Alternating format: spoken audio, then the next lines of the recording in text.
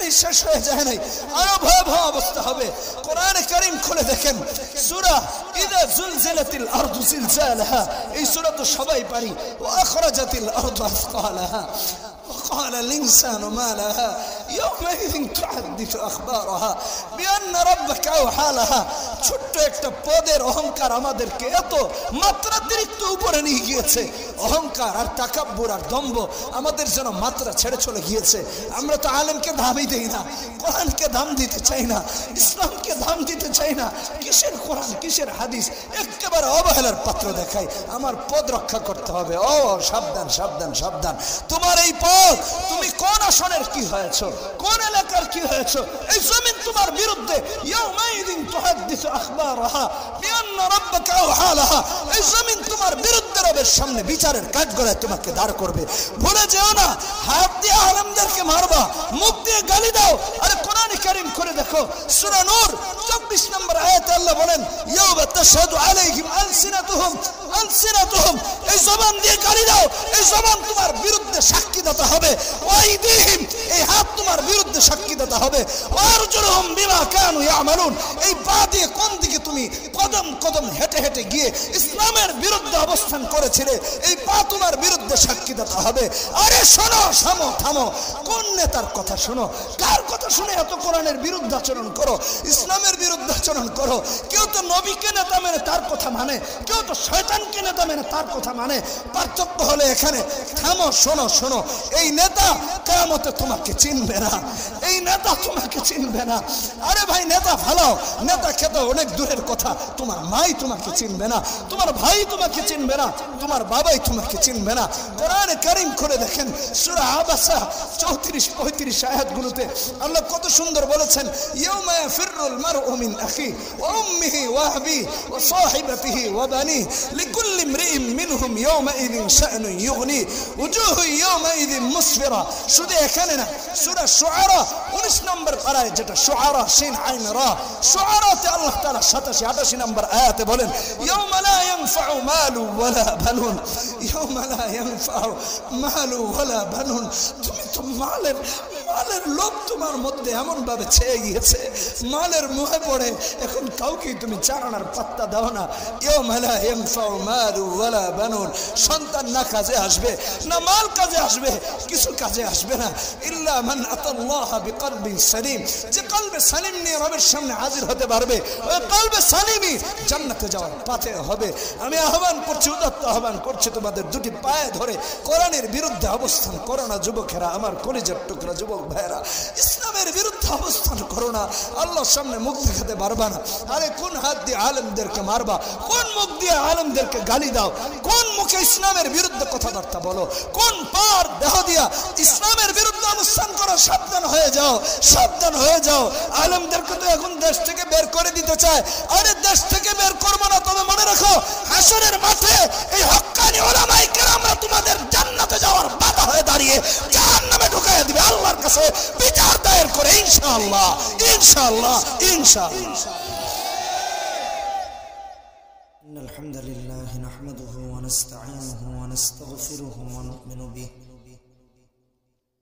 নু'মিনু বিহি ওয়া নাতাওয়াক্কালু আলাইহি ওয়া নাউযু বিল্লাহি মিন শুরুরি আনফুসিনা ওয়া মিন সাইয়্যাতি আ'মালিনা। من يهد الله فلا مضل له ومن يضلله فلا هادي له ونشهد أن لا إله إلا الله وحده لا شريك له ونشهد أن سيدنا وسندنا وحبيبنا ومولانا محمدا عبده ورسوله. أما بعد فقد قال الله تعالى في كلامه المجيد وفي فرقانه الحميد. أعوذ بالله من الشيطان الرجيم. بسم الله الرحمن الرحيم. والسماء ذات البروج واليوم الموعود وشاهد ومشهود. قتل أصحاب الأخدود النار ذات الوقود إذ هم عليها قعود وهم على ما يفعلون بالمؤمنين شهود وما نقموا منهم إلا أن يؤمنوا بالله العزيز الحميد الذي له ملك السماوات والأرض والله على كل شيء شهيد إن الذين فتنوا المؤمنين والمؤمنات ثم لم يتوبوا فلهم عذاب جهنم ولهم عذاب الحريق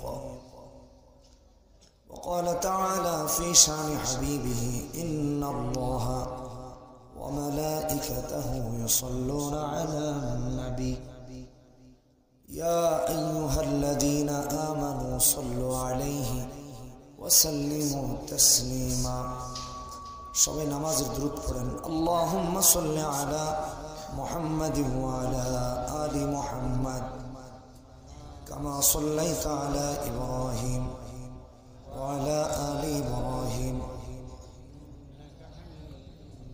زره اللهم بارك على محمد وعلى آل محمد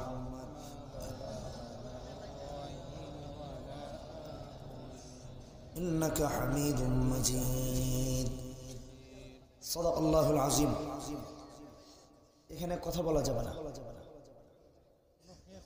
এত জোরে জোরে কথা বললে আমি কি বলবো ভাড়েরা নুরুল ইসলাম নুরুল উলুম মাদ্রাসা কর্তৃক আয়োজিত আজকের মাহফিলের সম্মানিত সভাপতি মহোদয়গণ আল্লামা হাফিজ মাসউদ আহমদ শাইখ বাঘা এবং হযরত মাওলানা মুশাহিদ আলী সাহেব জামিরি এবং অন্যান্য উলামায়ে কেরাম সামনে সমবেত পিতৃতুল্য বাবারা যুবক বন্ধুরা পর্দার অন্তরালে অবস্থানরত মা বোনেরা সকলকে মোবারকবাদ জানিয়ে আল্লাহ সুবহানাহু ওয়া তাআলার দরবারে শুকর আদায় করছি যিনি ভালোবেসে মহব্বত করে আমাদেরকে আজকের এখানে আসা এবং এই গভীর রাত পর্যন্ত প্রায় 12টা হয়ে গেছে বসার সুযোগ করে দিয়েছেন এজন্য বলি আলহামদুলিল্লাহ কোরআনে কারীমের একটি সূরার কিছু আয়াত তেলাওয়াত করেছি ওয়াজ প্রত্যেককে মুখস্থ করা লাগবে আমি আমার ওয়াজ করে আমি নিয়ে যাব এটা হতে পারে না আপনাদেরকে রেখে দিতে হবে কথা কি আমার বুঝে এসেছে যে সূরার আলোচনা করব তার একটু পরিচয় দিই কারণ এমনই জিনিসের আলোচনা হলো তার পরিচয় জানলেন না তাহলে কেমনে হবে এটা শিষ্টাচারের মধ্যেও পড়ে না এই কি আজীব ব্যাপার কোরআনে কারীমের এই সূরাটি কোরআনের 30তম পারার সূরা কোরআনে পারা আছে কতগুলো সবাইকে বলতে হবে কতগুলো পারা আছে এই সূরাটি কোরআনের 30তম পারার সূরা কততম পারার সবাই জানেন তো কোরআনে পারা কতগুলো আর এটা 30তম পারা এই খোকাই বসো একেবারে গুলি করো 2 নম্বর হলো কোরআনে কারীমে সূরা আছে 114টি 114টি সূরার মধ্যে এই সূরাটা 85তম সূরা কততম আমি কিন্তু জিজ্ঞেস করতে পারি মনে রাখতে হবে এই সূরার 3 নম্বর পরিচয় হলো কোরআনে কারীমে মাক্কি মাদানী দুই ভাগে বিভক্ত সূরা আছে এই সূরাটা হলো মাক্কি সূরাটা কি ভুলে যাবেন না মনে থাকবে মৃত্যু পর্যন্ত মনে থাকবে তো এই সূরাটা কি মাক্কি 4 নম্বর পরিচয় হলো এই সূরায় আয়াত আছে 22টি 22 কতগুলো 22টি আয়াত আছে 5 নম্বর পরিচয় হলো এই 22টি আয়াতে 109টি শব্দ আছে বলেন কতগুলো 109টি 6 নম্বর পরিচয় হলো এই 109টি শব্দের মধ্যে আলিফ বা তাসা এরকম অক্ষর আছে 438টি বলেন কতগুলো 438টি। কোরআনে কারীমের প্রতিটি সূরার এক বা একাধিক নাম আছে। এই সূরার নাম হলো সূরাতুল বুরুজ। বলেন কি নাম? 7 নম্বর পরিচয় হলো কোরআনের প্রতিটি সূরার নাম সূরায় আছে অথবা নাই। এই সূরার নামটা প্রথম আয়াতের 3য় শব্দে আছে, ওয়াস-সামাই যাতিল বুরুজ। কথা কি আমার মনে থাকবে?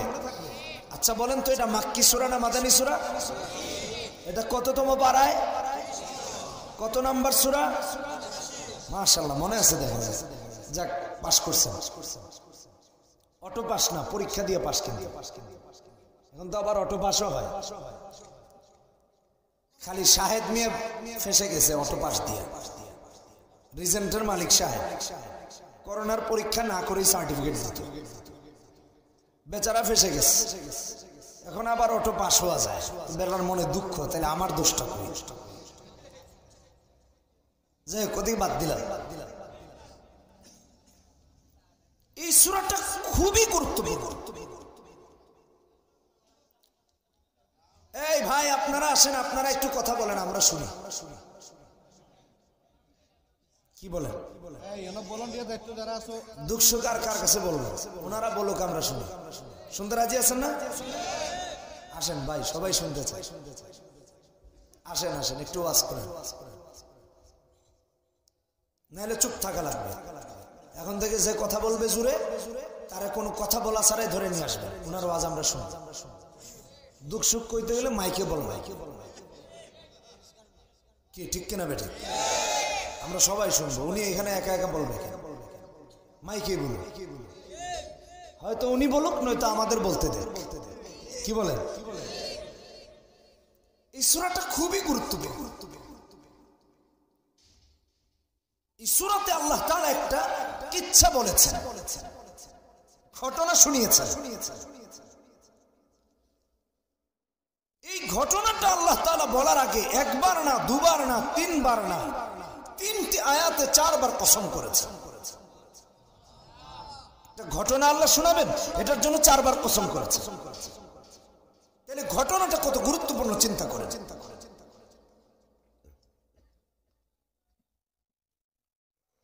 কেমন এই ঘটনা এই কোরআনের এই সূরায়? সাহাবায়ে কেরামের উপর নির্যাতন হয়েছিল, নিপীড়ন হয়েছিল। আপনার আমার কলিজার টুকরা নবীর উপর নির্যাতন হয়েছিল, নিপীড়ন হয়েছিল। যুগে যুগে নবী রাসূলদের উপর নির্যাতন হয়েছে, নিপীড়ন হয়েছে, আজও হচ্ছে, কিয়ামত পর্যন্ত হবে। কালেমা ওয়ালাদের উপর জুলুম হবে, নির্যাতন হবে, নিপীড়ন হবে। আল্লাহ রাব্বুল আলামিন নবীদেরকে বিশেষত এই সূরা নাযিল করে এই সূরার এই ঘটনাটা বলে আল্লাহ তাআলা মুহাম্মদ সাল্লাল্লাহু আলাইহি ওয়াসাল্লামকে, সাহাবায়ে কেরামকে সান্ত্বনা দিয়েছেন যে নির্যাতন হবে, নিপীড়ন হবে।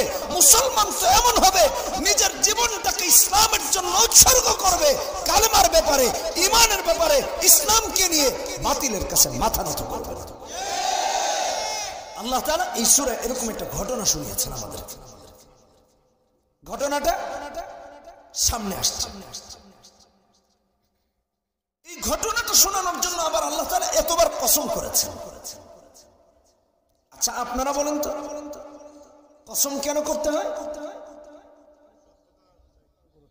বক্তার বক্তব্যটাকে শ্রোতাদের কাছে বিশ্বাসযোগ্য করে তোলার জন্য।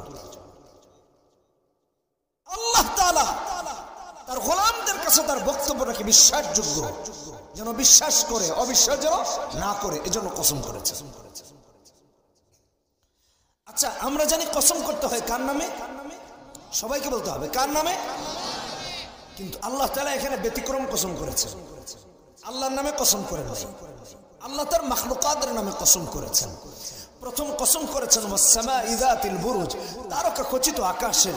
দ্বিতীয় কসম করেছেন কিয়ামত দিবসের। তৃতীয় কসম করেছেন তৃতীয় আর চতুর্থ শাহেদানা মাসউদের। আল্লাহ রাব্বুল আলামিন তার মাখলুকাতের কসম কেন করলেন? আল্লাহ তাআলা মুফাসসিরিনে কেরামগণ বলেন আল্লাহ সুবহানাহু ওয়া তাআলা তার মাখলুকাতের কসম করে সারা পৃথিবীর মানুষকে এই বিষয়ে জানান দিয়েছেন যে আমার মাখলুকাতের কসম আমি এই জন্য করেছি, সারা পৃথিবীর নাস্তিকেরা, মুরতাদেরা, বামপন্থীরা, বেঈমানেরা যদি আল্লাহ তাআলার এই মাখলুকাতগুলো নিয়ে গবেষণা করে কালেমা পড়ে মুসলমান হতে বাধ্য হয়ে যাবে। আমি একটা উদাহরণ দিই। পৃথিবীতে যেমন জাপান, আমেরিকা বা উন্নত রাষ্ট্রগুলো যদি কোনো কিছু মানায় তাহলে আমাদের একটা বিশ্বাস কাজ করে যে না এই দেশের জিনিসটা, প্রোডাক্টটা ভালো। পক্ষান্তরে চায়না যদি বানায় আর আমাদের দেশের জিনজিরা যদি বানায় তাহলে খবর আছে, আল্লাহ জানে এটা কখন শেষ হয়ে যায়। এটার প্রতি কোনো আশা বা আশ্বস্ত হওয়ার কোনো কিছু থাকে না। বোঝার জন্য বলতেছি। আল্লাহ তাআলা কসম করেছেন তারকা খচিত আকাশের। আল্লাহ তাআলা কেন তারকা খচিত আকাশের কসম করলেন? কোরআন হাকিম খুলে দেখেন, আল্লাহ রাব্বুল আলামিন সূরা সাফফাত 6 নম্বর আয়াত, 6 নম্বর আয়াতে বললেন ইন্না যায়্যানা আস-সামাআ আদ-দুনিয়া বিজিনাতিল কাওয়াকিব। আল্লাহ তাআলা এই পৃথিবীর আকাশটাকে সাজিয়েছেন। কোরআনে কারীমে অন্যত্র আল্লাহ তাআলা বলেছেন সূরা মুলক 5 নম্বর আয়াত, 6 নম্বর আয়াত, ওয়ালাকাদ যায়্যানা আস-সামাআ আদ-দুনিয়া বিমাসাবিহ ওয়াজআলনাহা রুজুমান লিশ-শায়াতিন ওয়া'তাদনা লাহুম আযাব আস-সাঈর।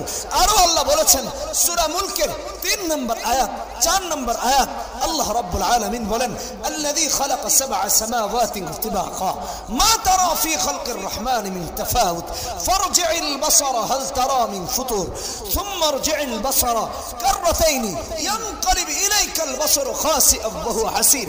আকাশের দিকে তাকাও। কিয়ামত পর্যন্ত সারা পৃথিবীর মানুষদেরকে আল্লাহ চ্যালেঞ্জ করেছেন। এই আয়াত আজও পর্যন্ত কোরআনে আছে, কিয়ামত পর্যন্ত থাকবে। 1450 বছর পরে এই পর্যন্ত একটা নোক্তাকে কেউ পরিবর্তন করতে পারে নাই, ইনশাআল্লাহ কিয়ামত পর্যন্ত পারবে না। আমিও চ্যালেঞ্জ করছি। আল্লাহ বলছেন মা তারা ফি খালকির রহমান মিন তাফাউত, আমার স্রষ্টা তথা রহমানের সৃষ্টিতে কোনো ভুল খুঁজে পাবা না। দেখো, চ্যালেঞ্জ করলাম, ফারজি'ল বাসার হাল তারা মিন ফুতুর, আকাশের দিকে চক্ষুটা ঘোরাও, তারায় কোন ভুল আছে, সূর্যে কোন ভুল আছে, আকাশে কোন ভুল আছে দেখাও। মানুষ তো বিল্ডিং বানানোর পরেই বিল্ডিং এর কোনা দিয়ে পানি চষা আরম্ভ হয়, কোন দিকে 19-20 হয়ে যায়, ঢালু হয়ে যায়, আরেক দিকে উঁচু হয়ে যায়, ভূমিকম্প হলে ফাটল ধরে। আকাশের কোথায় ফেটেছে দেখাও, কোথাও কোনো ফাটা দেখাতে পারবে না। আল্লাহ রাব্বুল আলামিন ওই আকাশের কসম করে চ্যালেঞ্জ করেছেন। শুধু তাই না, বলেছেন সুম্মা রজি'ল বাসারা কাররাতাইন ইয়ানকালিব ইলাইকাল বাসারু খাসিআন ওয়া হুয়া হাসির। আরে শুধু তাই না, আকাশের দিকে যদি তাকিয়েই থাকে, কিয়ামত পর্যন্ত যদি তাকায়, সারা পৃথিবীর সমস্ত মানুষগুলো, বিশেষজ্ঞরা, বিজ্ঞানীরা, বিশেষ ব্যক্তিরা আল্লাহ তাআলা চ্যালেঞ্জ করেছেন, চক্ষু ক্লান্ত হয়ে ফিরে আসবে, আল্লাহর সৃষ্টিতে ভুল খুঁজে কোনোদিন পাবে না। কে আকাশ বানিয়েছেন? আল্লাহ বানিয়ে কেন কসম করলেন?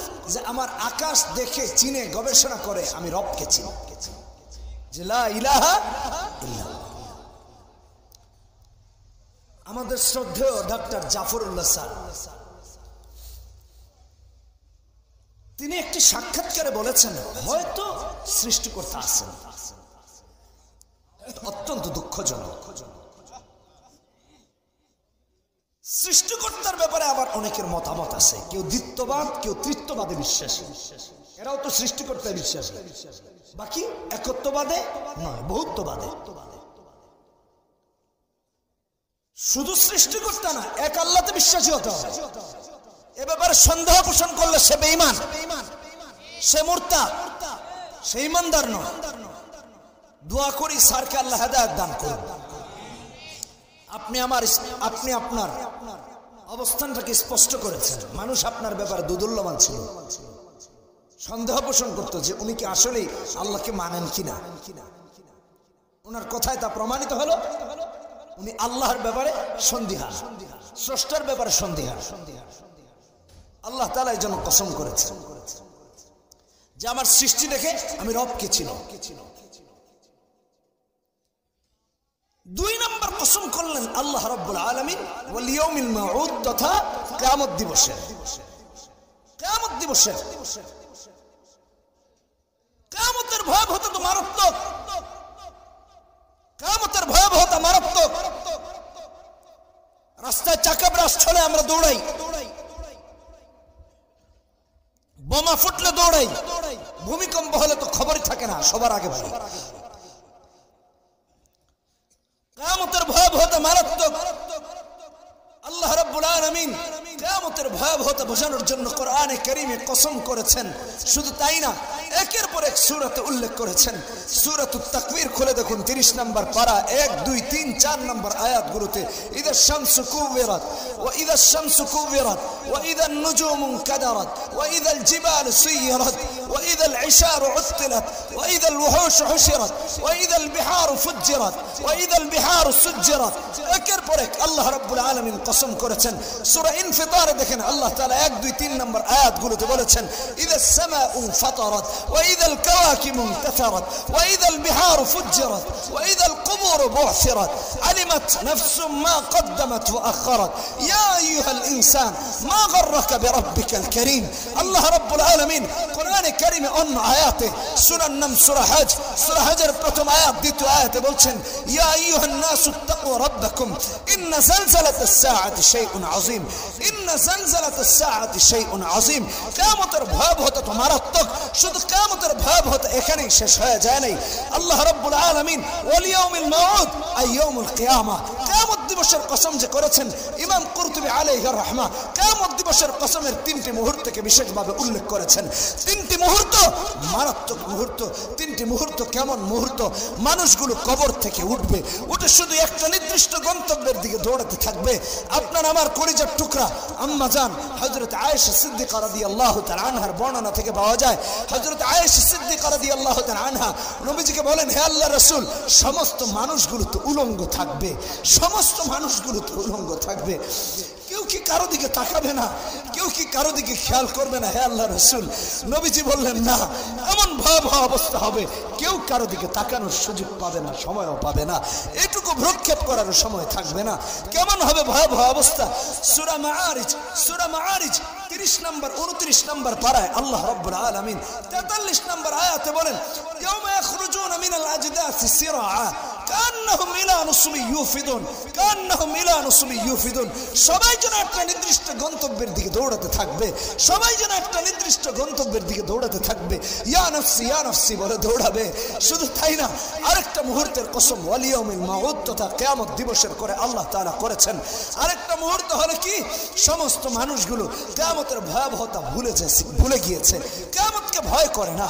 কিয়ামত যে সংগঠিত হবে এর ভয় এখন মানুষের মধ্যে নাই, রাসূলের উম্মতের মধ্যে নাই। কি ভয়াবহ অবস্থা হবে! আল্লাহু আকবার, আল্লাহু আকবার। একটু চিন্তা করে দেখেন, এই আকাশ, এই জমিন, এই নবমণ্ডল, এই ভূমণ্ডল আল্লাহ তাআলা তার কুদরতি হাতে মুহূর্তের মধ্যে নেওয়ার মতো ক্ষমতা রাখেন। আমার কথা বিশ্বাস হয় না? কোরআনে কারীম খুলে দেখেন না, 10 নম্বর পৃষ্ঠা 17 নম্বর পারা 104 নম্বর আয়াত সূরা আম্বিয়া 17 নম্বর পারার প্রথম পৃষ্ঠা থেকে আরম্ভ হয়েছে। আল্লাহ রাব্বুল আলামিন বলেন ইয়াউমা নাতমিস সামাআ কাতাইয়িস সিজিল্লি লিল কুতুব, ইয়াউমা নাতমিস সামাআ কাতাইয়িস সিজিল্লি লিল কুতুব।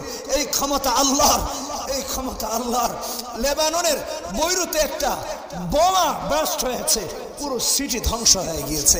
কি বিশ্বযুদ্ধ! কিসের প্রথম বিশ্বযুদ্ধ, কিসের দ্বিতীয় বিশ্বযুদ্ধ? এগুলো কিছুই না, গোটা পৃথিবী তোলার মতো উঠতে থাকবে। এই ক্ষমতা আল্লাহর। শুধু এখানেই শেষ হয়ে যায় নাই, কিয়ামতের ভয়াবহতা এত মারাত্মক, যার কসম আল্লাহ করেছেন সমস্ত মানুষগুলো আপনার আমার কলিজার টুকরা রাসূলের কাছে গিয়ে হাজির হবে, বলবে, হে আল্লাহ রাসূল, আপনি বললে আল্লাহ বিচার কায়েম করবেন, আপনি আল্লাহকে বলেন, আপনি আল্লাহকে বলেন। শুধু এখানেই শেষ না, সব রাসূলের উম্মতেরা গিয়া রাসূলকে বলবে, হে আল্লাহর রাসূল, আপনি জান্নাতে যাওয়ার ব্যাপারে সুপারিশ করেন, আপনি জান্নাতে যাওয়ার ব্যাপারে সুপারিশ করেন, আমাদেরকে জান্নাতে নিয়ে যান, জান্নাতে যেতে চাই, জান্নাতে যেতে চাই। আরে শোনো শোনো শোনো, এখন তো মাদ্রাসার বিরুদ্ধে কথা বলার লোকের অভাব নাই, দাড়িওয়ালাদের লোকের বিরুদ্ধে কথা বলার অভাব নাই, টুপিওয়ালাদের বিরুদ্ধে কথা বলার লোকের অভাব নাই। যত দোষ সব ইসলামের উপর চাপিয়ে দিতে চায়। অথচ ট্রাম্পের বাহিনী, ওরা সশস্ত্র যদি মহড়া দেয় তাহলে হয় ট্রাম্প সমর্থক। আমাদের দেশের সেলিব্রিটিরা যদি ব্যক্তি অস্ত্র শস্ত্র নিয়ে ইনস্টাগ্রামে ছবি আপলোড করে, আমি আর তার নাম বলছি না, একজন ইয়াং সুপারস্টার, তিনি ছবি আপলোড করেছেন, কেউ তাদেরকে জঙ্গি বলবে না, আরো কয়েকজন আপলোড করেছে। কিন্তু একজন দাড়ি টুপিওয়ালার কাছে যদি অস্ত্র না থাকে, কিছু নাই, তার কাছে তাসবিহ আছে, তার কাছে মিসওয়াক আছে, তার কাছে লিল্লাহি তাকবীরের বলিষ্ঠ আওয়াজ আছে, অথচ সে জঙ্গি হয়ে যায়। খবরদার, সাবধান হয়ে যাও। ওই রাসূলের কাছে সেদিন হাহাকার করে বলতে থাকবে, হে আল্লাহ রাসূল, সুপারিশ করে জান্নাতে ঢুকান, সুপারিশ করে জান্নাতে যাওয়ার ব্যবস্থা করেন। ওই দিন আল্লাহ রাসূল উকিল হবেন, আল্লাহ রাসূল উকিল হবেন। যারা কোরআনের বিরুদ্ধে অবস্থান করবে, যারা সুন্নাতের বিরুদ্ধে অবস্থান করবে, যারা হক্কানি আলেমদের বিরোধিতা করবে, যারা হক মতে পরিচালিত হওয়া মাদ্রাসার বিরুদ্ধাচরণ করবে, যারা দাড়ি টুপি আর পাঞ্জাবির বিরুদ্ধাচরণ করবে, আল্লাহর কসম রাসূল সেদিন তাদেরকে সুপারিশ করবেন না, বরং বিচার দায়ের করে জাহান্নামে ঢুকাইয়া দিবেন, জাহান্নামে ঢুকাইয়া দিবেন।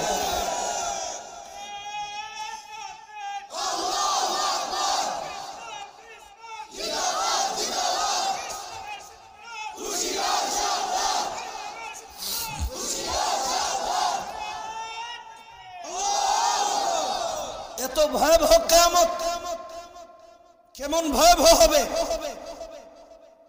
সামনের আয়াত তার কিছু বাস্তব নমুনা। তৃতীয় চতুর্থ কসম করেছেন শাহেদ আর মাসুদে।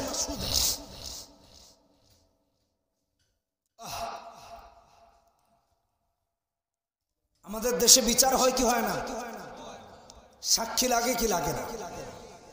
খুনি যদি নিজেই নিজের সাক্ষী হয়ে যায় আমি খুন করেছি, তাহলে তো কিচ্ছাই শেষ, মৃত্যুদণ্ড নিশ্চিত। আচ্ছা, বিচারক যদি নিজে সাক্ষী হন তাহলে তো আরো ভয়াবহ। বিচারক নিজে যদি বলেন আমি দেখেছি তুমি এটা অন্যায়টা করেছো, অমুককে খুন করেছি, তাহলে তো অবস্থা ভয়াবহ। কিয়ামতের ভয়াবহতাটা কেমন? আল্লাহ শাহেদের কসম করেছেন, মাসুদের কসম করেছেন। একটা ব্যাখ্যা তিরমিজির 3661 নম্বর হাদিস, শাহেদ ইয়াউমুল জুমআ, মাসুদ ইয়াউমে আরাফা। সাক্ষীদাতার কসম আল্লাহ করেছেন, শাহেদ মানে সাক্ষীদাতা। আরে কি ভয়াবহ অবস্থা হবে!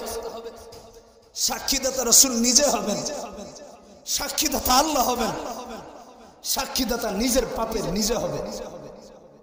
কোরআনে হাকিম খুলে দেখুন, সূরা ফাতিহা, সূরা সাফে, সূরা তাওবায় একই কথা এসেছে। সূরা ফাতিহার 28 নম্বর আয়াতে আল্লাহ বলেন, ওয়া কাফা বিল্লাহি শাহীদা, আই কাফাল্লাহু শাহীদা। সেই কিয়ামতের ময়দানে আল্লাহ নিজেই সাক্ষীদাতা হবেন, আল্লাহ নিজেই সাক্ষীদাতা হবেন। কোথায় পাপ করেছি, কোথায় অন্যায় করেছি, কোথায় অবৈধ কাজ করেছি, কোথায় বৈধ কাজ করেছি, বিচারক নিজে সাক্ষীদাতা হবেন। কোন আড়ালে কার সাথে কি করেছি, আল্লাহ যদি সাক্ষীদাতা হন তাহলে সেই বিচারের কাঠগড়ায় কোন পাপী মুক্তি পাওয়ার কোন সম্ভাবনা নাই। কি কঠিন ভয়াবহ অবস্থা হবে! রাসূল নিজে সাক্ষীদাতা হবেন, রাসূল নিজে সাক্ষীদাতা হবেন। কোরআনে কারীম খুলে দেখেন, আজকে তো রাসূলকে গালি দাও, রাসূলের পক্ষে যারা কথা বলে তাদেরকে গালি দাও, কোরআনের পক্ষে যারা কথা বলে তাদেরকে অবহেলা করো, লাঞ্ছিত করো, বঞ্চিত করো। আর রাসূল নিজে সাক্ষী হবেন। কোরআনে কারীম খুলে দেখেন। আমার কথা যদি কারো কাছে বিশ্বাসযোগ্য মনে না হয়, মোবাইলেই তো এখন কোরআন থাকে, আমি বলছি এখনই দেখতে পারেন। কারো প্রয়োজন হলে আমার কাছে আসেন, আমি দেখিয়ে দিব। আল্লাহ রাব্বুল আলামিন সূরা আহজাবে 45 নম্বর আয়াতে 3 নম্বর পারা 22 নম্বর পারা 3 নম্বর পৃষ্ঠায় বলেন, ইয়া আইয়ুহান নাবিয়্যু ইন্না আরসালনাকা শাহিদা ওয়া মুবাশশিরা ওয়া নাযীরা। নবী নিজে সাক্ষীদাতা হবেন, নবীর অনুসারী উম্মতেরও সাক্ষীদাতা হবে। কোরআনে কারীম খুলে দেখেন, সূরা নিসা অন্য আয়াত আল্লাহ তাআলা বলছেন, সূরা নিসার 41 নম্বর আয়াতে, ফাকাইফা ইযা জিনা মিন কুল্লি উম্মাতিন বিশাহীদ ওয়া জিনা বিকা আলা হাউলাই শাহীদা। আজকে রাসূলের অনুসারী উম্মতদের গায়ে ওরা হাত তুলতে চায়, কেউ বা ঘাড় মটকে দিচ্ছে, কেউ বা মারার জন্য আসছে, কেউ বা কত কিছু দেশ থেকে বের করে দিচ্ছে। আল্লাহ রাব্বুল আলামিন কোরআনে বলেন, ওয়া জিনা বিকা আলা হাউলাই শাহীদা। আরে পাপিষ্ঠর দলেরা, আরে লাগামহীন বক্তব্য যারা দিচ্ছ, কোরআনে কারীম খুলে দেখো, একটু আল্লাহকে ভয় করো।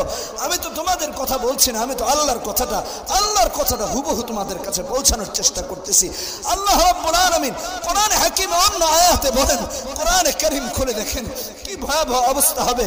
কোরআনে কারীম সূরা বনী ইসরাঈল 14 নম্বর আয়াত আল্লাহ তাআলা বলেন, ইকরা কিতাবাক ইকরা কিতাবাক কাফা বিনফসিকা আল-ইয়াওমা আলাইকা হাসিবা কাফা বিনফসিকা আল-ইয়াওমা আলাইকা হাসিবা।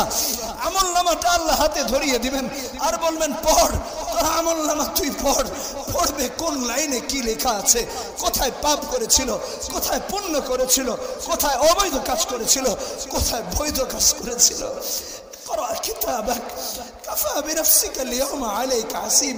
প্রতিটা বিচারের কাঠগড়ায় পাপী নিজে যদি নিজের সাক্ষী হয়ে যায় তাহলে কি ভয়াবহ অবস্থা হয়।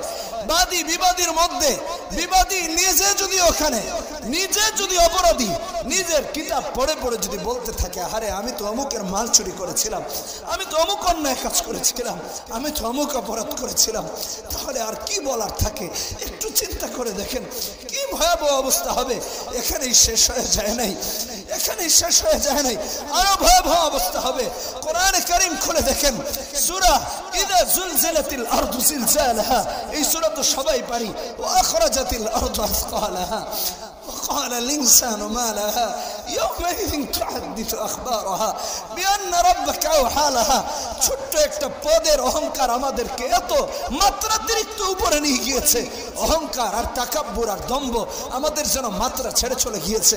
আমরা তো আলেমকে দামই দেই না, কোরআনকে দাম দিতে চাই না, ইসলামকে দাম দিতে চাই না। কিসের কোরআন কিসের হাদিস, একেবারে অবহেলার পাত্র দেখাই। আমার পদ রক্ষা করতে হবে। ও সাবধান সাবধান সাবধান, তোমার এই পদ, তুমি কোন আসনের কি হয়েছো, কোন এলাকার কি হয়েছো, এই জমিন তোমার বিরুদ্ধে ইয়াউমাইদিন তুহাদ্দিসু আখবারাহা বিআন্না রাব্বাকা আওহা লাহা, এই জমিন তোমার বিরুদ্ধে রবের সামনে বিচারের কাঠগড়ায় তোমাকে দাঁড় করবে। ভুলে যেও না, হাত দিয়ে আলেমদেরকে মারবা, মুখ দিয়ে গালি দাও। আরে কোরআনে কারীম করে দেখো সূরা নূর 24 নম্বর আয়াতে আল্লাহ বলেন, ইয়াওমা তাশহাদু আলাইহিম আলসিনাতুহুম, এই জবান দিয়ে গালি দাও, এই জবান তোমার বিরুদ্ধে সাক্ষীদাতা হবে। ওয়াইদিহিম, এই হাত তোমার বিরুদ্ধে সাক্ষীদাতা হবে। ওয়ারজুলুহুম বিমা কানু ইয়ামালুন, এই পা দিয়ে কোন দিকে তুমি কদম কদম হেঁটে হেঁটে গিয়ে ইসলামের বিরুদ্ধে অবস্থান করেছিলে, এই পা তোমার বিরুদ্ধে সাক্ষীদাতা হবে। আরে শোনো, থামো থামো, কোন নেতার কথা শোনো, কার কথা শুনে এত কোরআনের বিরুদ্ধে আচরণ করো, ইসলামের বিরুদ্ধে আচরণ করো? কেউ তো নবীকে নেতা মেনে তার কথা মানে, কেউ তো শয়তানকে নেতা মেনে তার কথা মানে। পার্থক্য হলে এখানে। থামো, শোনো শোনো, এই নেতা কিয়ামতে তোমাকে চিনবে না, এই নেতা তোমাকে চিনবে না। আরে ভাই নেতা ভালো, নেতা খেতে অনেক দূরের কথা, তোমার মাই তোমাকে চিনবে না, তোমার ভাই তোমাকে চিনবে না, তোমার বাবাই তোমাকে চিনবে না। কোরআনে কারীম করে দেখেন সূরা আবাসা 34-35 আয়াতগুলোতে আল্লাহ কত সুন্দর বলেছেন, ইয়াউমা ইয়াফিরুল মারউ মিন আখি ওয়া উম্মিহি ওয়া আবিহি ওয়া সাহিবাতিহি ওয়া বানিহি লিকুল্লি ইমরিইন মিনহুম ইয়াউমাইযিন শা'নুন ইউগনি উজুহু ইয়াউমাইযিন মুসফিরা।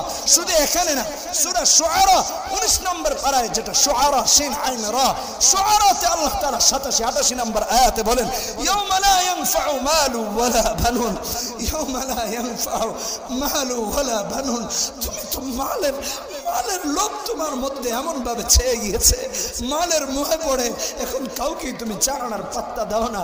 ইয়াউমা লা ইয়ানফাউ মালু ওয়ালা বানুন, সন্তান না কাজে আসবে, না মাল কাজে আসবে, কিছু কাজে আসবে না, ইল্লা মান আতাল্লাহ বিকলবিন সালিম, যে কলবে সালিম নিয়ে রবের সামনে হাজির হতে পারবে, ওই কলবে সালিমই জান্নাতে যাওয়ার পথে হবে।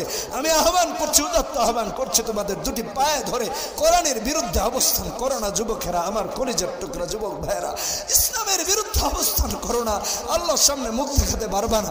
আরে কোন হাত দিয়ে আলেমদেরকে মারবা, কোন মুখ দিয়ে আলেমদেরকে গালি দাও, কোন মুখে ইসলামের বিরুদ্ধে কথাবার্তা বলো, কোন পার দেহ দিয়া ইসলামের বিরুদ্ধে অবস্থান করো? সাবধান হয়ে যাও, সাবধান হয়ে যাও। আলেমদেরকে তো এখন দেশ থেকে বের করে দিতে চায়। আরে দেশ থেকে বের করবো না, তবে মনে রাখো হাসরের মাঠে এই হক্কানি উলামায়ে কেরামরা তোমাদের জান্নাতে যাওয়ার বাধা হয়ে দাঁড়িয়ে জাহান্নামে ঢুকাইয়া দিবে আল্লাহর কাছে বিচার দায়ের করে, ইনশাআল্লাহ ইনশাআল্লাহ ইনশাআল্লাহ। সাবধান হয়ে যাও, আলেমদেরকে গালি দিও না, জমানকে লাগামহীন ব্যবহার করো না। এই কথাগুলো তো কোরআনের, আমি একটা লাইনও আমার বলিনি, শুধু বাস্তবতার সাথে মিলিয়ে বলেছি যে আল্লাহ কি বলেছেন, আমরা কি করছি। এখানেই শেষ না, এতবার কসম করে আল্লাহ যে ঘটনা বললেন এটা খুব ইম্পর্টেন্ট। আর কসম করেছেন কি ভয়াবহ জিনিসগুলো চিন্তা করে দেখেন। আল্লাহ একটা কিচ্ছা শোনাচ্ছেন আমাদেরকে। পূর্বের জামানায় এক বাচ্চা ছিল, এটা নবীজিকে শুনিয়েছেন। নবীজিকে না শোনালে এই আয়াতই নাজিল হতো না।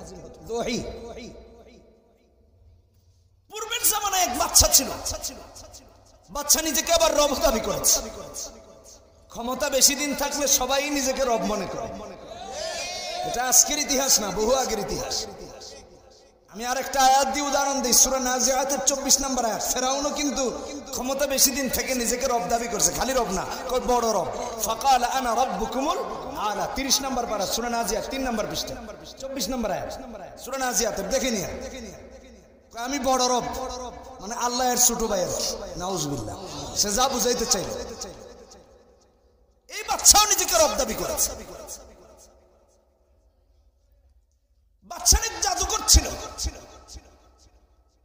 আগের জামানায় রাজা বাচ্চারা জাদুকর পালতো নিজের ক্ষমতাকে ঠিকঠাক রাখার জন্য, আর এই জামানার রাজা বাচ্চারা গুন্ডা পান্ডা বলে।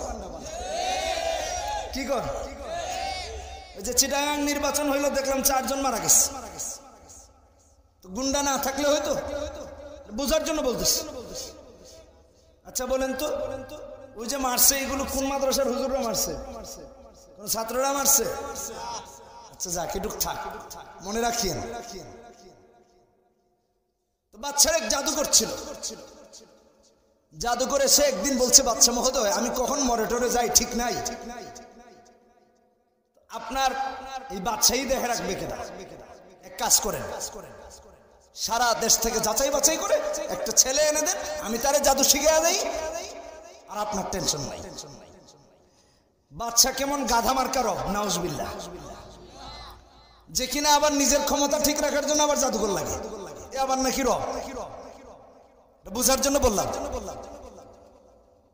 সারা দেশ থেকে যাচাই বাছাই করে একজন মেধাবী ব্রিলিয়েন্ট একটা ছেলে এনে দেওয়া হলো বাচ্চার কাছে, যে এর জাদু শিখান। বাচ্চাটাকে নিয়োজিত করে দিল যে তুমি প্রতিদিন জাদুকরের বাড়ি যাবা আর আসবা, তোমার দায়িত্ব হলো শুধু জাদু শিখা। ছেলেটি প্রতিদিন তার বাড়ি থেকে জাদুকরের বাড়িতে যায়। আল্লাহ এতবার কসম করে এই ঘটনা শোনাচ্ছেন। এটা কিন্তু শুধু যে কোরআনে আছে এমন না, মুসলিম শরীফের হাদিস 7703 নম্বর হাদিস। এটা বিশাল হাদিস, আমি সংক্ষিপ্ত আকারে বলতেছি। ভাইয়ের আমার, বন্ধুরা আমার, লক্ষ্য করুন, ছেলেটি প্রতিদিন জাদুকরের বাড়ি যায় জাদু শেখার জন্য, আবার ফিরে আসে। যাতায়াতের পথে একজন আলেমের বাড়ি, ঈসা আলাইহিস সালামের অনুসারী আলেম, ওই বাড়িতেও যেতে আরম্ভ করেছে। আলেম তাকে জিজ্ঞাসা করলেন, তুমি প্রতিদিন এদিকে কোথায় যাও? কয় জাদুকরের বাড়ি যাই। কিসের জন্য? রবের আদেশ, নাউজুবিল্লাহ। আলেম তাকে দাওয়াত দিলেন, রব তো কোনোদিন বাচ্চা হতে পারে না, বরং রব হলেন আল্লাহ, যিনি ছাড়া আর কোনো মাবুদ নাই। তোমাকে আমি কালেমার দাওয়াত দিচ্ছি, পড়ে নাও লা ইলাহা ইল্লাল্লাহ ঈসা রূহুল্লাহ। ঈসা আলাইহিস সালামের অনুসারী আলেম, রাহেব। ছেলেটি যেহেতু বুদ্ধিমান, কালেমা পড়ে মুসলমান হয়ে গেছে। আলেম তাকে দাওয়াত দিলেন। ঈমান আনার পরে সব থেকে গুরুত্বপূর্ণ দায়িত্ব হলো ইলম হাসিল করা। অতএব তুমি প্রতিদিন জাদুকরের কাছে যাওয়ার আসো, হয়তো যাওয়ার সময় নয়তো বা ফেরার সময় আমার বাড়ি আসবা, তোমাকে ইলমে দ্বীন শিক্ষা দিব, যাতে করে তুমি প্র্যাকটিসিং মুসলিম হতে পারো, মুসলমান হতে পারো। ছেলেটিও যাতায়াতের পথে প্রতিদিন আলেমের বাড়ি আসতে আরম্ভ করলো। হঠাৎ একদিন যাওয়ার সময় প্রতিমধ্যে একটা বড় প্রাণী, ভয়ঙ্কর প্রাণী রাস্তার মাঝখানে। হাদিসের মধ্যে এসেছে দাব্বাতিন আযীমাতিন, ভয়ঙ্কর প্রাণী। মানুষগুলো তাদের অস্ত্র শস্ত্র দিয়ে হাজির হয়েছে, কিন্তু এটাকে মারার মতো, মোকাবেলা করার মতো কোনো কিছুই কারো কাছে নাই। এমন অবস্থায় এই ছেলেটাও রাস্তার মধ্যে আটকা পড়েছে। ছেলেটা আটকা পড়ে চিন্তা করতে লাগলো, আমি তো একদিকে জাদুকরের কাছে যাই, আর একদিকে আলেমের কাছে যাই। আলেম বলে লা ইলাহা ইল্লাল্লাহ, আর জাদুকর বলে বাদশাহী নাকি রব, কোনটা সত্য, কার বিষয়গুলো সত্য? আমি দুদুল্যমান অবস্থায় যেহেতু আছি, আজকে পরীক্ষা করব কে সত্য কারটা সত্য। যুবক ছেলেটা ছোট্ট একটা পাথর হাতে নিয়ে বলছে, আল্লাহুম্মা ইন কানা আমরুর রাহিবি আহাব্বা ইলাইকা মিন আমরিস সাঈদ ফাকতুল হাযিহি দাব রাখবা। আল্লাহ আলেম যদি আলেমের বিষয়গুলো যদি জাদুঘরের তুলনায় তোমার কাছে বেশি প্রিয় আলেমের বিষয় হয়, তাহলে এই পাথরটি নিক্ষেপের সঙ্গে সঙ্গে যেন প্রাণীটা নিঃশেষ হয়ে যায়, বুঝে নিব তুমি সত্য, লা ইলাহা ইল্লাল্লাহ সত্য। ভাইরা আমার, বন্ধুরা আমার, হাদিসের মধ্যে এসেছে যুবক ছেলেটি এই কথা চিন্তা করতে করতে যখন পাথরটি নিক্ষেপ করেছে, পাথর নিক্ষেপ করতে দেরি হয়েছে, ভয়ঙ্কর বিশাল প্রাণীটি নিঃশেষ হতে মুহূর্ত দেরি হয় নাই। প্রমাণ হয়ে গেছে লা ইলাহা ইল্লাল্লাহ তথা আলেম তাকে যেই কালেমার দাওয়াত দিয়েছেন সেই রব হলেন সত্য, আর আলেম যিনি দাওয়াত দিয়েছেন তিনি হলেন সত্য। সমস্ত মানুষগুলো আশ্চর্য হয়ে গেল, আমরা এত কিছু নিয়ে প্রাণীটার উপর আক্রমণ করার মতো সামর্থ্য দেখিনি, সাহস করিনি, তুমি ছোট্ট একটা পাথর মেরে এই বড় তোমার প্রাণীকে শেষ করে দিলে। তোমার হাতে না জানি কি জাদু আছে, আর এমনি তো জাদু শিখে। অন্ধ ব্যক্তিরা গিয়ে বলতে লাগলো, ভাই আমার চোখটা ভালো করে দাও। যুবক আল্লাহর নাম নিয়ে হাত বুলিয়ে দে, চোখ ভালো হয়ে যায়। মাগনা মাগনা তো ওটা মারতে পারে না, ল্যাংড়া বোবা যে যায় ভালো হয়ে যায়। ওই বাচ্চার একজন ক্যাবিনেট মেম্বার, মন্ত্রী পরিষদের সদস্য ছিলেন, অন্ধ, চোখে দেখেন না। বাচ্চা তাকে তার অভিজ্ঞতার কারণে, দূরদর্শিতার কারণে মন্ত্রী বানিয়ে রেখেছেন। আমাদের দেশেও দেখবেন কিছু বয়োবৃদ্ধ মন্ত্রীরাও মন্ত্রী থাকে মৃত্যুর আগ পর্যন্ত, দূরদর্শী রাজনীতিবিদ হওয়ার কারণে, অভিজ্ঞতা ভালো থাকার কারণে। এই মন্ত্রীও এ কারণে মন্ত্রী, কিন্তু তিনি অন্ধ।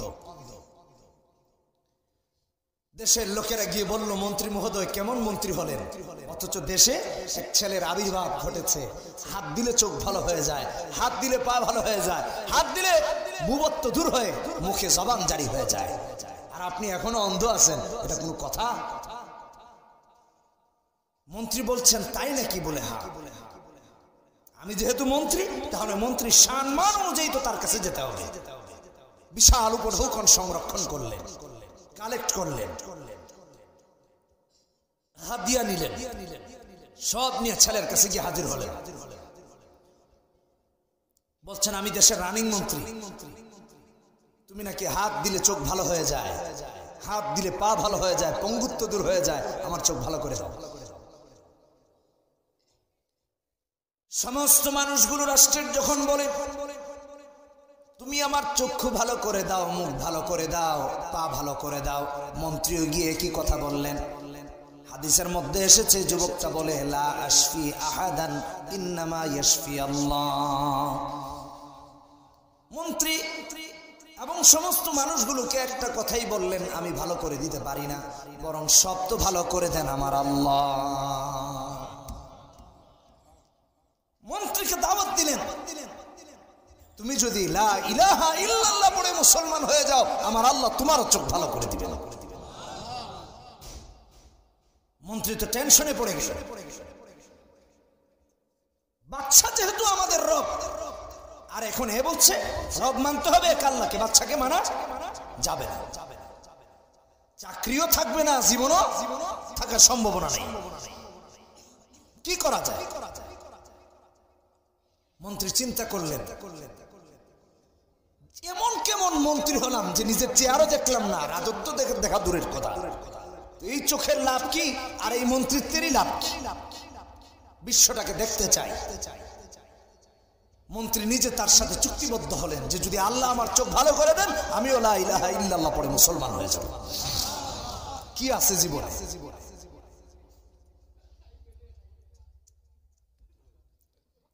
মন্ত্রী মহোদয় কালেমা পড়তে দেরি হয়েছে, যুবকটি আল্লাহর নাম নিয়ে হাত বুলিয়ে দিতে দেরি হয়েছে, চক্ষু ভালো হতে দেরি হয় নাই। সুবহানাল্লাহ বললেন না? মন্ত্রী তো এখন চোখে দেখা আরম্ভ করেছেন, এখনো কিন্তু রানিং মন্ত্রী, মন্ত্রিত্ব যায় নাই। রাজ দরবারে যখন গেলেন, বাচ্চা দেখে বলে হাদিসের বাক্য, মান রাদ্দা আলাইকা বাসারাক, এই চোখকে ফিরাইয়া দিল রে আমি তোদের রব, তুই তো অন্ধ ছিলি, চোখ আমি দিতে পারলাম না, কে দিল?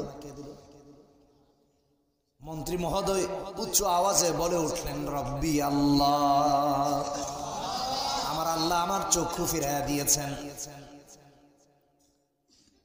বাদশা আশ্চর্য হয়ে গেলেন, আমার খেয়ে আমার মন্ত্রী হয়ে আমার সব কিছু করে আমার বিরুদ্ধাচরণ করে, এটা তো মেনে নেওয়া যায় না। হাদিসের মধ্যে এসেছে, বাদশা আবার পাল্টা প্রশ্ন করলেন, ওয়ালাকা রব্বুন গায়রি, আমি ছাড়া কি তোর আর কোনো রব আছে নাকি? আমি তো রব। তিনি বললেন, তুমি আমার রব নও, বরং তিনি আমার রব, যিনি আমার চক্ষু ফিরাইয়া দিয়েছেন। লা ইলাহা ইল্লাল্লাহ।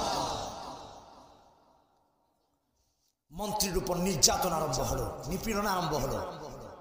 মারতে মারতে মারতে মারতে কোথায় পেয়েছি সেই রবের সন্ধান বল। আজকেও যারা হকের উপর থাকে তাদের উপর নির্যাতন হয়,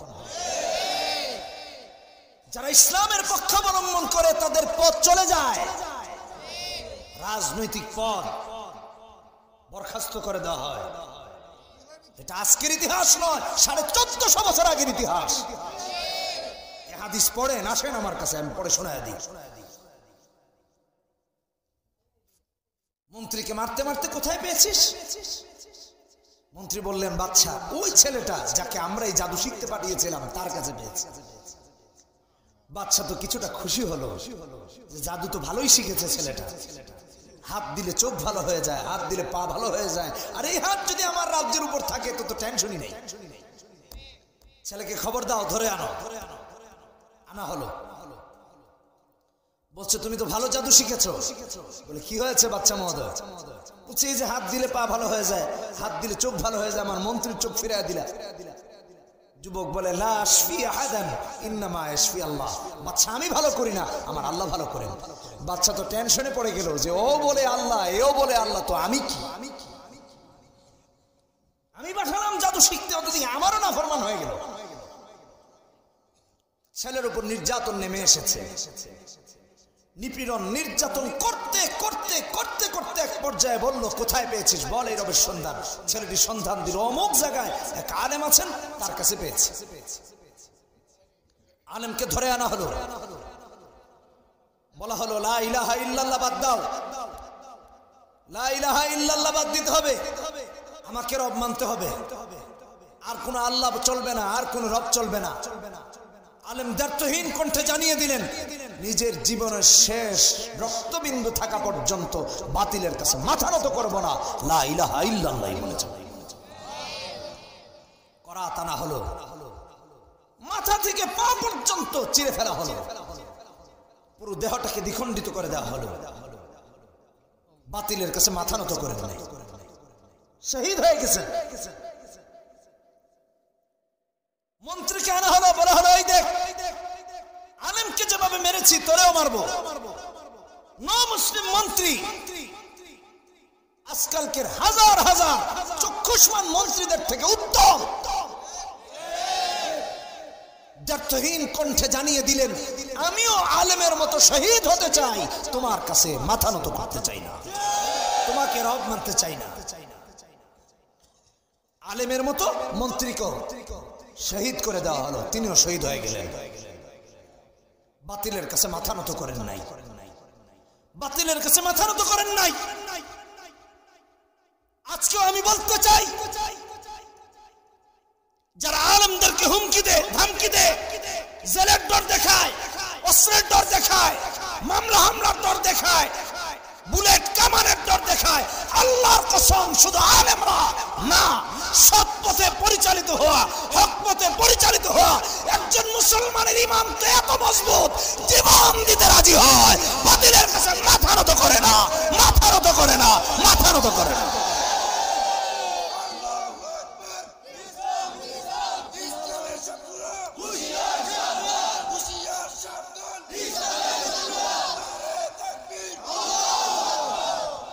এটা হলো আলেমদের শান। আজকে যারা বলে কিছু হলে আলেমরা রাস্তায় নেমে পড়ে, কেন? আরে আলেমরা এই জন্য রাস্তায় পড়ে, আল্লাহ এই কিচ্ছু শুনে আছেন, তোমরা জানো না দেখে উল্টা পাল্টা কথা বলো। এটা আলেমদের কাজ, অন্যায়ের প্রতিবাদ করা মুসলমানের কাজ। সামনে গেলে আরো বুঝবেন। বাচ্চা চিন্তা করলো দুজন তো শেষ, এখন তো যুবকের পালা। কিন্তু এই যুবক তো বড় ডেঞ্জারাস। হাত দিলে যদি চোখ ভালো হয়ে যায়, ওর মাথায় করাত দিলে করাত ভাঙবে, মাগার ওর মাথা কাটবে। সন্দেহ আছে, তাহলে এরে এখানে মারা যাবে না।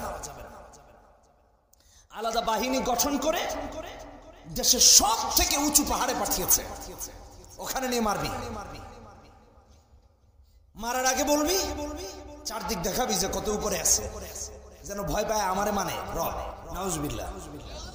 বলা হলে এই যুবক, তুমি যদি বাচ্চাকে রব মানো তাহলে এখান থেকে জীবিত যেতে পারবা, আর বাচ্চাকে যদি রব না মানো এখান থেকে ধাক্কা মেরে ফেলবো, কেউ তোমার লাশও খুঁজে পাবে না। হাদিসের মধ্যে এসেছে, যুবক বলে, মুসলিম শরীফের হাদিসে 7703 নম্বর হাদিস। যুবক বলে, আল্লাহুম্মা কফিনিহিম বিমা শিত। আল্লাহ, এরা আমাকে মারতে এনেছে, তুমি কি করবা? তোমার উপরে বিচার ছাড়লাম। এমন ঝড় তুফান, ভূমিকম্প আরম্ভ হলো, সব পড়ে মরে পাহাড় থেকে শেষ। যুবক হেঁটে হেঁটে বাদশার দরবারে এসে হাজির। বাদশা বলছে, আরে তুমি কিভাবে আসলে? বলে, এই তো আসলাম। যাদেরকে দিয়ে তোমাকে পাঠিয়েছিলাম তারা কোথায়? কাফানি হিমুল্লাহ, ওদের জন্য আমার আল্লাহই যথেষ্ট হয়ে গেছে। এই সুবহানাল্লাহ কইলেন না? বাহিনীর জন্য কে যথেষ্ট হয়ে গিয়েছেন? কে? জোরে বলেন কে? বাদশা বলল, ওরে তো পাহাড়ে মারা যাবে না, তাহলে এক কাজ কর, সমুদ্রে নিয়ে যা। গভীর সমুদ্রে নিয়ে সেম কথা বলবি যে যদি আমাকে রব মানে তাহলে ফেরত আসতে পারবে, নচেত ওখানে মেরে ফেলা হবে, মাছের খাবার হবে সমুদ্রে, আর কোনো কাজে আসবে না। আরো শক্তিশালী বাহিনী গঠন করে তাকে নিয়ে যাওয়া হয়েছে বিশাল সমুদ্রের একেবারে গভীরে, আরো স্পেশাল বাহিনী দিয়ে নিয়ে যাওয়া হলো। ওখানে নিয়ে বলা হচ্ছে, দেখো কোথায় এসেছো, তুমি যদি বাচ্চাকে রব মানো তাহলে এখান থেকে জীবিত ফিরতে পারবা, নচেত এখান থেকে জীবিত যাওয়ার কোনো উপায় নাই। ছেলেটি বলে, ও আচ্ছা, তোমরা আবার আমাকে মারতে এনেছো? বলছে, হ্যাঁ, এবার কঠিন ভাবে এনেছি। যুবক আবার বলে, আল্লাহুম্মা কফিনিহিম বিমা শিত। এ কথা বলতে দেরি, সমুদ্রের পানি উত্তাল হতে দেরি নাই। সাইক্লোন, হারিকেন, কত কি আজকালকে বলে, এটা আজকের ইতিহাস না, বহু আগের ইতিহাস। এমন ভয়ঙ্কর আকার ধারণ করলো, কোথায় জাহাজ, কোথায় বাহিনী, সব নিঃশেষ। যুবক হেঁটে হেঁটে পানির উপর দিয়েছে, আবার বাচ্চার দরবারে আছে। বাচ্চা বলছে, তুমি আবার এসেছো? বলে, হ্যাঁ এসেছি। আমার বাহিনী কোথায়? বলে, কাফানি হিমুল্লাহ, আমার আল্লাহ তাদের জন্য যথেষ্ট হয়ে গেছে। আমার আল্লাহ তাদের জন্য যথেষ্ট হয়ে গিয়েছেন। এই, আমি কি তোমাকে মারতে পারবো না? আমি কি তোমার লা ইলাহা ইল্লাল্লাহর কণ্ঠকে রোধ করতে পারবো না? আমিও আজকের এখান থেকে দ্ব্যর্থহীন কণ্ঠে বলছি, একটা বাহিনী আছে যারা শয়তানের বাহিনী। আল্লাহ রাব্বুল আলামিন কোরআনে কারীমে সূরা বাকারা 257 নম্বর আয়াত খুলে দেখেন, আল্লাহ বলেন, আল্লাহু ওয়ালিয়ুল্লাযীনা আমানু ইখরিজুহুম মিনাজ যুলুমাতি ইলান নূর ওয়াল্লাযীনা কাফারু আউলিয়াহুমুত তাগুত। আউলিয়াহুমুত তাগুত, যারা আজকে এই পৃথিবীতে তাগুতের গোলাম, তারা আজকে আলেমদের বিরুদ্ধে অবস্থান করে, কালেমার বিরুদ্ধে অবস্থান করে, ইসলামের বিরুদ্ধে অবস্থান করে। আরে যে আল্লাহ আগে ছিলেন সে আল্লাহ আজও আছেন, আজকেও থাকবেন, পরকালেও থাকবেন। আল্লাহর কসম, আমাদের জন্য ওই আল্লাহই যথেষ্ট হয়ে যাবেন, ওই আল্লাহই যথেষ্ট হয়ে যাবেন।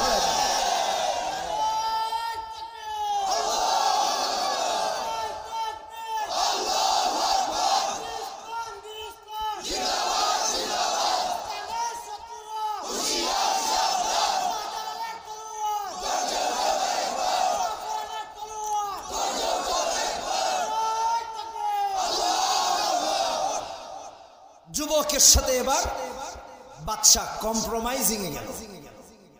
আচ্ছা, তোমাকে কি আমি মারতে পারবো না? কোনটাই তো কাজে আসে না। বলছে, বাচ্চা মারতে পারবেন, তবে আমার ফর্মুলায়, আপনার ফর্মুলায় না। বলছে, কি তোমার ফর্মুলা? বলছে, বিশাল একটা মহাসমাবেশ করতে হবে, সেই সমাবেশে পুরো দেশের মানুষদেরকে একত্রিত করতে হবে, সারা দেশের মানুষ উপস্থিত থাকতে হবে। বলে, করবো, তাও তোরে মারতে চাই। বাড়ি ঘরে কেউ থাকতে পারবে না। সমস্ত মানুষকে উপস্থিত করার পর একটা মঞ্চ বানাতে হবে, সেই মঞ্চের উপর আমাকে উঠাতে হবে, তারপর আমার তীর আমার ধনুক দিয়ে আমাকে মারতে হবে, আপনার তীর ধনুক দিয়ে মারলে মারা যাবে না। মূলত দাওয়াতের সময় চূড়ান্ত হয়ে গিয়েছে, এটা আল্লাহরই নির্দেশ। তবে বাচ্চা আরেকটা শর্ত আছে, আপনার নামে মারলে চলবে না, আমাকে যে মারবেন আমার আল্লাহর নামে মারতে হবে। আমার আল্লাহর নামে যে মারছেন সেটা গোপন করলে চলবে না, পুরো দেশবাসীকে এই সমাবেশের শুনিয়ে বলতে হবে যে আমার আল্লাহর নামে আমাকে মারতেছেন। জুড়ে বলতে হবে এই কথা। বলছে তাও করব। বিশাল সমাবেশের আয়োজন করা হলো, মঞ্চে যুবককে ওঠানো হলো, যুবকের তীর যুবকের ধনুক নিয়ে যুবকের দিকে তাক করে বিসমি রাব্বিল গোলাম চিৎকার দিয়ে বলে, অর্থাৎ যুবকের রবের নামে তীর নিক্ষেপ করলাম। একথা বলে যুবকের বুকে তীর নিক্ষেপ করা হয়েছে। তীরটি যখন এত জোরে বলে নিক্ষেপ করা হলো, সমস্ত মানুষগুলো বলে উঠলো আমান্না বিরাব্বিল গোলাম লা ইলাহা ইল্লাল্লাহ। বাদশা বলল যুবকের রবের নামে তীর নিক্ষেপ করলাম। সমস্ত মানুষগুলো বলে উঠলো আমরাও যুবকের রবের উপর ঈমান এনে পড়ে নিলাম লা ইলাহা ইল্লাল্লাহ। সব কালেমা পড়ে মুসলমান হয়ে গেছে। এত আস্তে সুবহানাল্লাহ, সবাই মুসলমান হয়ে গেছে। চামচারা বলতে লাগলো বাচ্চা এটা করলেন কি, তো মার্ডার হয়ে গেছে, তিনজনকে মারতে গিয়ে সব তো মুসলমান হয়ে গেল, কি করা এখন তাই বলবেটা, বিপদ তো দূর হয়েছে। ভাষাগুলো এগুলো ইসতিলাহি মানে ওরফের পরিভাষা আর কি, যেটা আমরা বোঝানোর জন্য ক্ষেত্রে ব্যবহার করি, এটা হাদিসের না। বলে এক কাজ করে সবাইকে বলেন লা ইলাহা ইল্লাল্লাহ প্রত্যাখ্যান করতে হবে, নয়তো আলেমের মতো দশা হবে, মন্ত্রীর মতো হবে, ওর মতো হবে, মানে সবাইকে ভেনিশ করে ফেলবো, মেরে ফেলবো, কেউ বেঁচে থাকবে না। সমস্ত জনগণকে বলা হলো তোমরা যদি লা ইলাহা ইল্লাল্লাহ প্রত্যাখ্যান না করো তাহলে তোমাদেরকে মেরে ফেলা হবে। সমস্ত সমাবেশের মানুষগুলো চামচা বাদে এক বাক্যে বলল আমরাও আলেমের মতো শহীদ হতে চাই, মন্ত্রীর মতো শহীদ হতে চাই, যুবকটার মতো শহীদ হতে চাই। আমরা যে রবের সন্ধান পেয়েছি শহীদ হব, তাও সেই রবকে ছাড়তে রাজি নাই। সবাই তাদের মতামত জানিয়ে দিলেন। আল্লাহ এই জন্য কোরআনে কারীমে বলেছেন ওয়ামা নাকামু মিনহুম ইল্লা আইয়ুমিনু বিল্লাহিল আজিজিল হামিদ। এদের কোনো অপরাধ ছিল না, এরা রাষ্ট্রদ্রোহী ছিল না, কিছুই ছিল না, রাষ্ট্রের বিরুদ্ধে সরকারের বিরুদ্ধে কোনো আন্দোলনও করে নাই। নাস্তিক মুরতাদ আর বেঈমানদের একটাই ভয় লা ইলাহা ইল্লাল্লাহ, ওরা ইসলামকে সহ্য করতে পারে না। কথা বলেন ঠিক কিনা বেঠিক? এই ইতিহাস আজকে নতুন নয়, এটা হাজার হাজার বছর আগের ইতিহাস। বলা হলো কি করা যায়, বলে সব মেরে ফেল। কিভাবে? কুতিলা আসহাবুল উখদুদ আন-নার যাতিল ওয়াকুদ ইযহুম আলাইহা কুউদ ওয়া হুম আলা মা ইয়াফআলুনা বিল মুমিনিনা শুহুদ। সামনের আয়াতগুলোতে আল্লাহ বলেছেন বিশাল করে পরীক্ষা খনন করা হয়েছে, সেই পরীক্ষার ভেতরে গর্তের ভেতরে আবার আগুন ধরানো হয়েছে, জ্বালানি দিয়ে ইন্ধন দিয়ে আগুন ধরানো হয়েছে। তারপর তারা চতুর্পার্শ্বে বসে উল্লাস করছিল, এনজয় করছিল, আর মুমিনদেরকে সে আগুনে পুড়িয়ে পুড়িয়ে শহীদ করছিল। কি ভয়ঙ্কর অবস্থা! সমস্ত মুমিনদেরকে ঈমান আনার অপরাধে, আর কোনো অপরাধ কারো বিরুদ্ধে নাই, একের পর এক আগুনে পুড়িয়ে পুড়িয়ে যখন শহীদ করতে আরম্ভ করেছে, হাত্তা জাআত ইমরাআতুন ওয়া মাআহা সাবিয়্যুন। হাদিস রাসূল বলেন এক পর্যায়ে একজন মাকে আনা হলো, যেই মায়ের কোলে দুধের বাচ্চা, ছোট্ট বাচ্চা মায়ের কোলে তিনিও এসেছেন। আগুনের সামনে এসে অঝর ধারায় কাঁদতে আরম্ভ করলেন। কারণ যারা মা হয়েছে, যারা বাবা হয়েছে, তারা জানে সন্তানের কত মহব্বত মা বাবার কলিজায়। যে মা হয় নাই, বাবা হয় নাই, সারা জিন্দেগি যদি দাবি করে কোনোদিনও বোঝে নাই। মাটি আগুনের সামনে দাঁড়িয়ে দাঁড়িয়ে ছোট্ট বাচ্চাকে নিয়ে কান্না করতে আরম্ভ করলেন যে আহারে, আমি তো আগুনে জাপ দিয়ে শহীদ হয়ে যাব, আমার কোনো দুঃখ নাই, কিন্তু আমার কলিজার টুকরা ছোট্ট বাচ্চাটাকে নিয়ে কি করে আগুনে ঝাঁপ দেই, এজন্য মা কান্না করতে আরম্ভ করলেন। আল্লাহ রাব্বুল আলামিন এই মায়ের করুণ চিত্র দেখে ছোট্ট বাচ্চাটির মুখে জবান জারি করে দিলেন। ছোট্ট বাচ্চাটি মায়ের কোলে কথা বলতে আরম্ভ করলো, ইয়া উম্মাসবিরি ফাইন্নাকি আলাল হক, মা আমার আগুনে ঝাঁপ দিয়ে শহীদ হয়ে যাও, আমাকে নিয়ে ধৈর্য ধারণ করো, কারণ তুমি তো হকের উপর আছো। সুবহানাল্লাহ। ইয়া উম্মাসবিরি ফাইন্নাকি আলাল হক, ইয়া উম্মাসবিরি ফাইন্নাকি আলাল হক। আমিও আমার আজকের বাবাদের বলতে চাই, মায়েদের বলতে চাই, হকের উপর আছি তো বাতিলের সামনে মাথা নত করার প্রশ্নই আসে না। আগুনে ঝাঁপ দিতে হলে দেব, বুলেটের সামনে যদি দাঁড়াতে হয় দাঁড়াবো, যারা যদি যেতে হয় যাব, মৃত্যুদণ্ডের আসামি যদি হয় হতে হয় হব, কালেমা ছাড়বো না, ইসলাম ছাড়বো না। ইসলামের জন্য প্রয়োজনে হাসি মুখে শাহাদাতের মৃত্যুবরণ করতে রাজি আছি। কে কে রাজি আছেন হাত দুটো তুলে দাঁড়া দেখা দেন যুবকের আমার।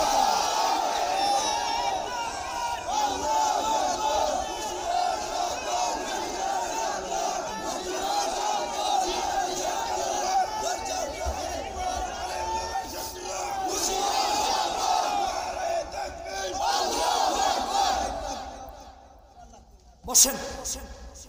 ওয়ামা নাকামু মিনহুম ইল্লা আন ইউমিনু বিল্লাহিল আজিজিল হামিদ। ওদের আর কোনো দোষ ছিল না, একটাই দোষ, সেটা হলো লা ইলাহা ইল্লাল্লাহ পড়া। ইমানদারের অবস্থার কথা বলেছি, শয়তানদের অবস্থার কথাটা শুনেন। আল্লাহ সামনের আয়াতে বলছেন, ইন্নাল্লাযীনা ফাতানুল মুমিনিনা ওয়াল মুমিনাত ثم لم يتوبوا فلهم عذاب جهنم ولهم عذاب الحريق। এই কলিজার টুকরা ভাইরা শোনো, ইসলামের যদি কোনো বিরুদ্ধাচরণ ভুলবশত করে থাকো, হক্কানি আলেমদের বিরুদ্ধে যদি কোনো কথা মুখ ফসকে বলেই থাকো, ইচ্ছায় বা অনিচ্ছায়, তাওবা করো। তাওবা না করলে ফালাহুম আযাবু জাহান্নাম, জাহান্নামের শাস্তি ভোগ করতে হবে। সামনের আয়াতে আল্লাহ আরো বলেছেন, ইন্না বাতশা রাব্বিকা লাশাদীদ। সেট করেছেন, খবরদার, আল্লাহর ধরা খুব মারাত্মক, ওখান থেকে ছাড়া পাওয়ার কারো কোনো সম্ভাবনা নাই। অতএব নাফরমানি বন্ধ করতে হবে, ইসলামের পক্ষে, দ্বীনের পক্ষে থাকতে হবে। যারা থাকবে তাদেরকে আজীবন সহযোগিতা করে যেতে হবে। চিল্লায় এখন ঠিক কিনা বেঠিক? সবাই রাজি আছেন তো ইনশাআল্লাহ? কে কে রাজি আছেন হাত দুটো তুলে আল্লাহরে দেখা দেন তো, বলেন হে আল্লাহ, আজ থেকে মৃত্যু পর্যন্ত কোরআন সুন্নাহ অনুযায়ী চলবো। হে আল্লাহ, ইসলামের, শরীয়তের, হালালের, হকের বিরোধিতা করব না। হে আল্লাহ, আমাদের এই ওয়াদা মৃত্যু পর্যন্ত বাস্তবায়ন করার তৌফিক দান করুন। বলেন আমিন। হাত নামান, পড়ুন আস্তাগফিরুল্লাহ, ইন্নাল্লাহা গফুরুর রহিম, লা ইলাহা ইল্লাল্লাহু মুহাম্মাদুর রাসূলুল্লাহ সাল্লাল্লাহু আলাইহি ওয়াসাল্লাম। শান্তিতে কথা বলতে পারিনি, বলার পরেও এখানে অনেকবার কথা বলেছে, আমার ডিস্টার্ব হয়েছে। আমি যেন সময় নষ্ট না হয় তাই ওইদিকে ভ্রুক্ষেপ না করে নিজের উপর সরতুফান দিয়ে চালায় গেছে। এভাবে ওয়াজ করা যায়। আশা করি এ ব্যাপারে আরো সুন্দর পরিবেশ আমরা আশা রাখি। কি বলেন? ইনশাআল্লাহুল আজিজ। এখানে মাইকের আওয়াজ হচ্ছে, এই একটু পাশে যদি কথা বলে তাহলে কথা বলা যায়। একটা ভুল রেফারেন্স হয়ে গেলে, একটা ভুল কথা বের হয়ে গেলে এটা তো মানুষের অনেক বড় ক্ষতির কারণ হবে, তার কারণে হতে পারে। এই জন্য এটা খুব বুঝতে হবে। এতগুলো মানুষ যদি মিসগাইড হয়, ভুল ইনফরমেশন পায়, তাহলে এর জন্য তো সে আল্লাহর কাছে জবাব দিয়ে হবে। এই ভয় থাকা উচিত। কথা বলেন ঠিক কিনা বেটি? আর যেখানে ডিরেক্ট কোরআনে কারীমের তাফসীর হচ্ছে ওখানে তো কথা বলার প্রশ্নই আসে না। এখানে তো হাসি মজাকের কোনো কিছু কথা চলছে না, বা বানোয়াট কোনো গল্প বলা চলছে না, কোরআন এবং হাদিসের কথা চলছে। এ ব্যাপারে আশা রাখি ইনশাআল্লাহুল আজিজ আমরা যেখানেই যাব ইনশাআল্লাহ এ ব্যাপারে আমরা যত্নবান হব। আল্লাহ তাআলা আমাদের তৌফিক দান করুন। সবাই দুরূদ শরীফ পড়েন, আল্লাহুম্মা সাল্লি আলা মুহাম্মাদ ওয়া আলা আলি মুহাম্মাদ কামা সাল্লাইতা আলা ইব্রাহিম وعلى آل إبراهيم إنك حميد مجيد. اللهم بارك على محمد وعلى آل محمد كما باركت على إبراهيم وعلى آل إبراهيم إنك حميد مجيد. আচ্ছা, আমি তো বসিয়ে রেখেই কালেকশন করেছি, তারপরেও মোহতামিম সাহেব যেহেতু বলেছেন কেউ উঠাউঠি করবেন না, এমন কেউ কি বাকি আছেন? এই ক্যামেরা বন্ধ করেন, এগুলো সব এটাও বন্ধ করেন। এমন কেউ কি আছেন যে দেন নাই? এই মুহূর্তে, এই শেষ রাতে, রাত প্রায় 1টা বেজে যাচ্ছে, এই সময়টা এক নিতান্তই মাকবুল সময়, নিঃসন্দেহে। কেউ যদি এরকম থাকেন যে হুজুর আগে দেই না, এখন দিতে চাচ্ছি, অসুবিধা নেই, কংগ্রেচুলেশন, দেন, দিয়ে যান, বন্ধ করে নিন। কেউ কি আছেন? 5,000, 10,000, 15,000, 20,000, 1 লাখ, 1,000, যে যা, এটা আপনাদের বিষয়, আমার তো না। আপনারা দিনের সহযোগী হয়ে থাকবেন। এই মাদ্রাসাগুলো সদকায়ে জারিয়া, মানুষ কত কিছু করে। রিসেন্টলি আমাদের বাংলাদেশের একজন স্বনামধন্য ব্যবসায়ী, প্রথম শ্রেণীর শিল্পপতিদের 2-1 জনের একজন, কিছুদিন আগে করোনা আক্রান্ত হয়ে মারা গিয়েছেন। তার কবরটা, আমি নাম নিচ্ছি না যেন তাকে ছোট না করা হয়, যেহেতু তিনি একজন মুসলিম ছিলেন তাই ছোট করছি না, কিন্তু এদেশের গণা 2-1 জন শিল্পপতির তিনিও একজন মারা গিয়েছেন। কবরের যে দুর্দশা, এই ছবিটা ফেসবুকে ভাইরাল হয়েছে কয়েকদিন যাবত, আমরা দেখতে পাচ্ছি। হাজার হাজার কোটি টাকা রেখে গিয়েছেন। কবরটার অবস্থা দেখলে খুবই দুঃখ লাগে। এই কবরে তিনি থাকেন। আমি এই কবর চিত্র দিয়ে কথাটা বোঝাতে চাচ্ছি, কিছুই আমরা কবরে নিয়ে যেতে পারবো না।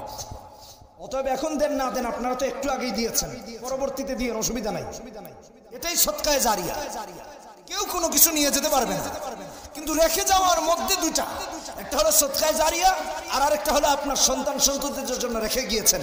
সন্তান যদি খারাপ পথে ব্যয় করে, এর জন্য কবরে আযাব হবে।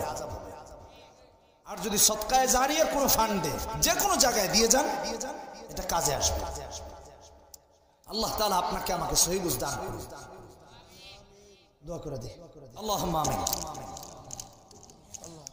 ربنا ظلمنا أنفسنا وإن لم تغفر لنا وترحمنا لنكونن من الخاسرين ربنا آتنا في الدنيا حسنة وفي الآخرة حسنة وقنا عذاب النار رب ارحمهما كما ربياني صغيرا رب ارحمهما كما ربياني صغيرا আয় আল্লাহ, রাত গভীর হয়ে গেছে, কি রেখে কি বলবো, কত অসুবিধায় আমরা। গুনাহের বোঝা মাথায় নিয়ে, পাপের বোঝা মাথায় নিয়ে হাত তুলেছি ফকিরের মতো ভিক্ষুক। আল্লাহ জিন্দগির তামাম গুনাহ মাফ করে দাও। বাবা মা যাদের নাই কবরবাসী, মা বাবার কবরকে জান্নাতের বাগান বানায় দাও। আল্লাহ এই মাদ্রাসাকে তুমি কবুল করে নাও, মাদ্রাসার ছাত্রদের উস্তাদদের কবুল করে নাও, মোহতামিম সাহেবকে কবুল করে নাও। আল্লাহ যাদের ক্লান্ত পরিশ্রমে, যাদের অর্থনৈতিক সহযোগিতায়, পরামর্শের সহযোগিতায়, কমিটি বৃন্দের সহযোগিতায় এই মাদ্রাসাটা পরিচালিত হয়ে আসছে, আল্লাহ তাদের সবাইকে তুমি কবুল আর মঞ্জুর করে নাও, তাদের সবাইকে তুমি কবুল আর মঞ্জুর করে নাও। আল্লাহ আল্লাহ দ্বীনের জন্য আমাদেরকে কবুল করে নাও। যা ওয়াজ শুনেছে আমল করার তৌফিক দিয়ে দাও, দ্বীনের উপর অটল অবিচল থাকার তৌফিক দিয়ে দাও। আমাদের মায়েদের বাবাদেরকে নেক হায়াত দিয়ে দাও, হায়াত তয়্যিবা দিয়ে দাও। আল্লাহ দূর দূরান্ত থেকে যারা এসেছেন, এই দীর্ঘ রজনী পর্যন্ত ছিলেন, আল্লাহ তাদেরকে তুমি কবুল আর মঞ্জুর করে নাও।